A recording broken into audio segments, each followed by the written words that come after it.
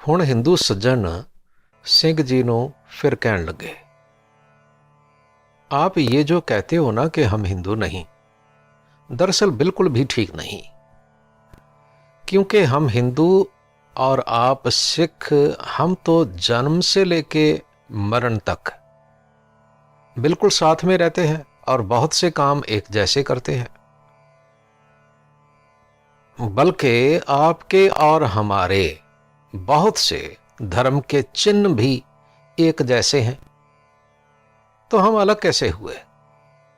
सिंह जी होरी आखण लगे, देखो भाई, तुहाडे ते साडे संस्कार, भाव हिंदू धर्म के संस्कार और सिख संस्कार आपस विच दिन रात का भेद रखते हैं।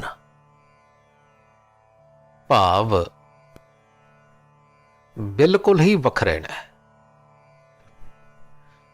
सिख लई 4 संस्कार, भाव जन्म संस्कार, अमृत संस्कार, आनंद संस्कार अते अंतम संस्कार, ये सारे गुरमर्यादा अनुसार कीते जाते हैं और इन्हां विच हिंदू मत दा बिल्कुल भी दखल नहीं। भाव हिंदू मत अनुसार कोई भी काम नहीं किया जाता। हिंदू सज्जन फिर आखन लगे, आपने तो अपने ये संस्कार बिल्कुल व्यर्थ ही अलग से बना लिए। गुरु जी का तो कहीं पे ऐसा हुक्म नहीं था कि सिख लोग हिंदू शास्त्रों के मुताबिक अपने ये संस्कार न करें और सिख कभी अपनी अलग से गुरमर्यादा बना लें। ये जो आप शादी पे छंत, घोड़ियाँ, लामा, ये सभी कुछ आप पढ़ते हो ना, वो तो केवल परमार्थ की बातें हैं।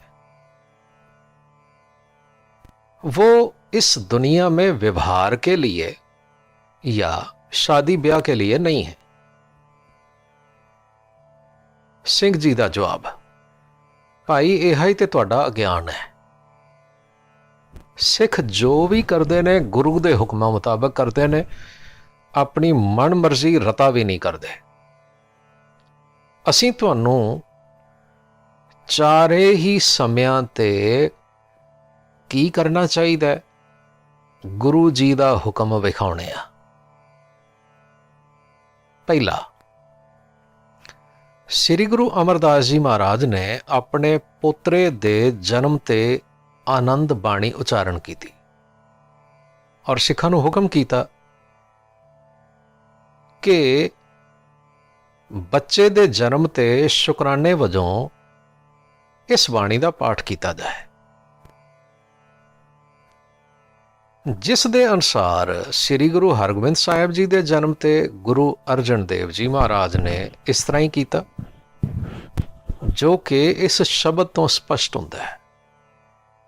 गुरु अर्जन देव जी फरमान करते ने, दसी मासी हुक्म बालक जन्म लिया, मिटया सोग महा आनंद थिया, गुरबाणी सखी आनंद गावै, साचे साहिब कै मन भावै, वधी वेल बहु पीढ़ी चाली, धर्म कला हर बंद बहाली। ते तुहानूं ये तो याद होवेगा कि हिंदू मत अनुसार बच्चे दे जन्म तो बाद शुद्धि लई बच्चे दी मां नूं ते बच्चे नूं गऊ मूत्र और गोबर तो तैयार किया होया पंचगव्य नाम का पदार्थ दिता जाता है, भाव खवाया ते पियाया जाता है। तुसीं इन्नी गल तो ही समझ सकते हो कि सिख तां जिस लंगर अस्थान उत्ते गोहे दा चौंका फेरिया होवे, उत्थे कड़ाह प्रसाद भी तैयार नहीं करते। और ये वाली गल अज तो नहीं बल्कि गुरु साहिबान दे वेले तो चली आ रही है। दूसरा, ਪਹਿਲੇ 9 ਗੁਰੂ ਸਾਹਿਬਾਨ ਦੇ ਵੇਲੇ ਚਰਨ ਅੰਮ੍ਰਿਤ ਦਿੱਤਾ ਜਾਂਦਾ ਸੀ। ਚੇਤੇ ਰੱਖਿਓ, ਜੋ ਹਿੰਦੂ ਮਤ ਦੇ ਬੱਚੇ ਨੂੰ ਜਨੇਊ ਪਾਉਣ ਦੇ ਸੰਸਕਾਰ ਦੇ ਮੁਕਾਬਲੇ ਵਿੱਚ ਸੀ, ਇਹ ਸੰਸਕਾਰ ਭਾਵ ਚਰਨ ਅੰਮ੍ਰਿਤ ਦੇਣ ਵਾਲਾ ਸੰਸਕਾਰ ਇਸ ਕਰਕੇ ਤੁਹਾਡੇ ਮਤ ਦੇ ਵਿਰੁੱਧ ਸੀ ਕਿ ਚਾਰੇ ਵਰਨ ਭਾਵ ਬ੍ਰਾਹਮਣ, ਖੱਤਰੀ, ਵੈਸ਼ ਤੇ ਸ਼ੂਦਰ ਇਕੱਠੇ ਹੀ ਗੁਰੂ ਦਾ ਚਰਨ ਅੰਮ੍ਰਿਤ ਲੈਂਦੇ ਸਨ, ਜਿਸ ਕਰਕੇ ਭਾਈ ਗੁਰਦਾਸ ਜੀ ਨੇ ਇਹ ਬਚਨ ਉਚਾਰਨ ਕੀਤਾ, ਚਰਨ ਧੋਏ ਰਹਿ ਰਾਸ ਕਰ, ਚਰਨ ਅੰਮ੍ਰਿਤ ਸਿੱਖਾਂ ਪਿਲਾਇਆ। ਅਤੇ ਚਾਰੇ ਪੈਰ ਧਰਮ ਦੇ, ਚਾਰ ਵਰਨ ਇੱਕ ਵਰਨ ਕਰਾਇਆ। ਫਿਰ ਅਸੀਂ ਗੁਰੂ ਦੀ ਕੋਈ ਜ਼ਾਤ ਨਹੀਂ ਮੰਨਦੇ, ਪਰ ਤੁਹਾਡੇ ਖਿਆਲ ਅਨੁਸਾਰ ਤਾਂ ਗੁਰੂ ਸਾਹਿਬਾਨ ਖੱਤਰੀ ਕੁਲ ਵਿੱਚੋਂ ਸਨ ਤੇ ਖੱਤਰੀ ਦਾ ਚਰਨ ਅੰਮ੍ਰਿਤ ਤੁਹਾਡੇ ਧਰਮ ਸ਼ਾਸਤਰ ਅਨੁਸਾਰ ਬ੍ਰਾਹਮਣ ਕਦੇ ਵੀ ਲੈ ਨਹੀਂ ਸਕਦਾ। ਤੇ ਚਰਨ ਅੰਮ੍ਰਿਤ ਤਾਂ ਪਿਲਾਉਣਾ ਹੀ ਇਸ ਲਈ ਸ਼ੁਰੂ ਕੀਤਾ ਗਿਆ ਕਿ ਮਨ ਵਿੱਚੋਂ, ਮਨੁੱਖ ਦੇ ਹਿਰਦੇ ਵਿੱਚੋਂ ਜ਼ਾਤੀ ਅਭਿਮਾਨ ਨੂੰ ਖਤਮ ਕਰ ਦਿੱਤਾ ਜਾਏ।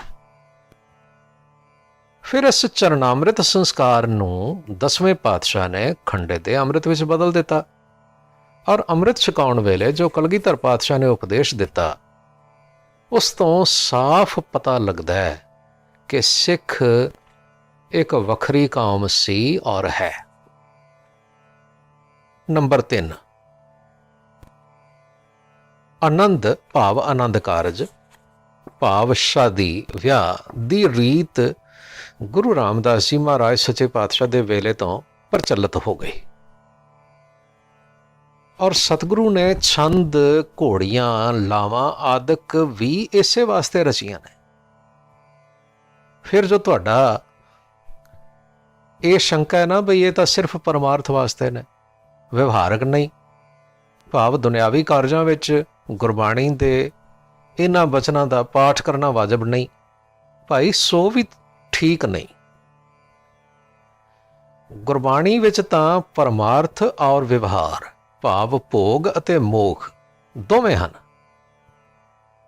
ਔਰ ਸ਼ਬਦਾਂ ਦੀ ਰਚਨਾ ਇਸ ਤਰ੍ਹਾਂ ਦੱਸ ਰਹੀ ਹੈ ਕਿ ਖਾਸ ਕਰਕੇ ਆਨੰਦ ਕਾਰਜ ਵੇਲੇ ਇਹ ਸ਼ਬਦ ਵਰਤੇ ਜਾਣ, ਜਿਵੇਂ ਹਮ ਕਰ ਸਾਜਣ ਆਏ, ਸਾਚੈ ਮੇਲ ਮਿਲਾਏ, ਗੁਰੂ ਨਾਨਕ ਦੇਵ ਜੀ ਮਹਾਰਾਜ। ਫਿਰ ਗੁਰੂ ਨਾਨਕ ਦੇਵ ਸਾਹਿਬ ਸੱਚੇ ਪਾਤਸ਼ਾਹ ਹੀ ਰਾਮਕਲੀ ਰਾਗ ਵਿੱਚ ਫਰਮਾਨ ਕਰਦੇ ਨੇ, ਸਾਹਾ ਗਣੈ ਨਾ ਕਰੈ ਵਿਚਾਰ, ਭਾਵ ਸਾਡੇ ਲਈ ਕੋਈ ਦਿਨ ਵਿਹਾਰ, ਸਮਾਂ, ਮਹੂਰਤ ਵਿਸ਼ੇਸ਼ ਮਾਇਨਾ ਨਹੀਂ ਰੱਖਦਾ। ਇਹ ਵੀ ਇਸੇ ਗੱਲ ਵਾਸਤੇ ਕਿਹਾ ਜਾ ਰਿਹਾ ਸੀ। ਫਿਰ ਗੁਰੂ ਅਮਰਦਾਸ ਜੀ ਮਹਾਰਾਜ ਆਖਦੇ ਨੇ, ਧਨ ਫਿਰ ਇਹ ਨਾ ਆਖੀਆਂ ਬੈਨ ਇਕੱਠੇ ਹੋਏ, ਏਕ ਜੋਤ ਦੋਏ ਮੂਰਤੀ, ਧਨ ਫਿਰ ਕਈਆਂ ਸੋਏ। ਹੁਣ ਦੱਸੋ, ਇੱਥੇ ਗੱਲ ਦੁਨਿਆਵੀ ਇਸਤਰੀ ਪਤੀ ਦੀ ਹੋ ਰਹੀ ਹੈ ਕਿ ਕਿਸੇ ਹੋਰ ਦੀ? ਫਿਰ ਗੁਰੂ ਰਾਮਦਾਸ ਜੀ ਆਨੰਦ ਕਾਰਜ ਦੇ ਸਮੇਂ ਭਾਵ ਵਿਆਹ ਦੇ ਸਮੇਂ ਜੋ ਕੁਝ ਕੀਤਾ ਜਾਂਦਾ ਹੈ ਉਸ ਵੇਲੇ ਵੀ ਉਪਦੇਸ਼ ਦਿੰਦਿਆਂ ਇਸ ਤਰ੍ਹਾਂ ਆਖਦੇ ਨੇ, ਹੋਰ ਮਨਮੁਖ ਦਾਜ ਜੇ ਰੱਖ ਦਿਖਾਲੈ, ਸੋ ਕੂੜ ਅਹੰਕਾਰ ਕੱਚ ਭੱਜੋ, ਭਾਵ ਵਿਆਹ ਵੇਲੇ ਲੜਕੀ ਨੂੰ ਦਿੱਤੇ ਜਾਣ ਵਾਲੇ ਦਾਜ ਦਾ ਵਿਖਾਲਾ ਪਾਉਣਾ, ਭਾਵ ਲੋਕਾਂ ਸਾਹਮਣੇ ਸਜਾ ਕੇ ਰੱਖ ਦੇਣਾ ਤੇ ਮਾਣ ਕਰਨਾ ਕਿ ਅਸੀਂ ਇਹਨਾਂ ਦਾਜ ਦੇ ਰਹੇ ਹਾਂ, ਭਾਈ ਇਹ ਵੀ ਵਿਅਰਥ ਦਾ ਹੰਕਾਰ ਔਰ ਐਵੇਂ ਵਿਅਰਥ ਦੀ ਰੀਤ ਹੈ। ਫਿਰ ਸਤਿਗੁਰੂ ਮਹਾਰਾਜ ਗੁਰੂ ਅਰਜਨ ਦੇਵ ਜੀ ਆਖਦੇ ਨੇ, ਕਹੋ ਨਾਨਕ ਮੈਂ ਵਰ ਘਰ ਪਾਇਆ, ਮੇਰੇ ਲਾਥੇ ਜੀ ਸਗਲ ਵਿਸੂਰੇ। ਫਿਰ ਇਤਨਾ ਹੀ ਨਹੀਂ, ਭਾਈ ਸਾਹਿਬ ਭਾਈ ਦਇਆ ਸਿੰਘ ਜੀ ਜੋ ਪੰਜਾਂ ਪਿਆਰਿਆਂ ਦੇ ਮੁਖੀ ਸਨ, ਰਹਿਤਨਾਮੇ ਵਿੱਚ ਲਿਖਦੇ ਨੇ, ਆਨੰਦ ਬਿਨਾ ਵਿਵਾਹ ਨਾ ਕਰੇ। ਭਾਵ ਸਿੱਖ ਨੇ ਵਿਆਹ ਕਰਨ ਵੇਲੇ ਵੇਦੀ ਦੀਆਂ ਲਾਵਾਂ ਨਹੀਂ ਲੈਣੀਆਂ, ਉਸਨੇ ਆਨੰਦ ਕਾਰਜ ਕਰਵਾਉਣਾ ਹੈ। ਨੰਬਰ ਚੌਥਾ, ਅੰਤਮ ਸੰਸਕਾਰ ਭਾਵ ਕਿਸੇ ਦੇ ਚੜ੍ਹਾਈ ਕਰ ਜਾਣ ਤੇ, ਚਲਾਣਾ ਕਰ ਜਾਣ ਤੇ, ਇਹ ਸੰਸਕਾਰ ਵੀ ਬਿਲਕੁਲ ਹਿੰਦੂਆਂ ਦਾ ਸਿੱਖਾਂ ਨਾਲੋਂ ਵੱਖਰਾ ਹੈ। ਸਭ ਤੋਂ ਪਹਿਲੀ ਗੱਲ, ਗੁਰੂ ਨਾਨਕ ਦੇਵ ਜੀ ਮਹਾਰਾਜ ਹੁਕਮ ਕਰਦੇ ਨੇ ਕਿ ਪ੍ਰਾਣੀ ਦੇ ਅੰਤਿਮ ਸੰਸਕਾਰ ਵੇਲੇ ਇਹ ਸ਼ਬਦ ਪੜ੍ਹਨਾ, ਧੰਨ ਸਿਰੰਦਾ ਸੱਚਾ ਪਾਤਸ਼ਾਹ ਜਿਨ ਜਗ ਧੰਦਾ ਲਾਇਆ, ਮੋਹਲਤ ਪੁੰਨੀ ਪਾਈ ਭਰੀ, ਜਾਨੀੜਾ ਘੱਤ ਚਲਾਇਆ। ਫਿਰ ਆਖਦੇ ਨੇ, ਸਾਹਿਬ ਸਿਮਰੋ ਮੇਰੇ ਭਾਈ ਹੋ, ਸਭਨਾ ਇਹ ਪਿਆਣਾ, ਇੱਥੇ ਧੰਦਾ ਕੂੜਾ ਚਾਰ ਦਿਹਾ, ਆਗੈ ਸਰ ਪਰ ਜਾਣਾ। ਫਿਰ ਇੱਕ ਹੋਰ ਬਚਨ ਵਿੱਚ ਫਰਮਾਨ ਕਰਦੇ ਨੇ,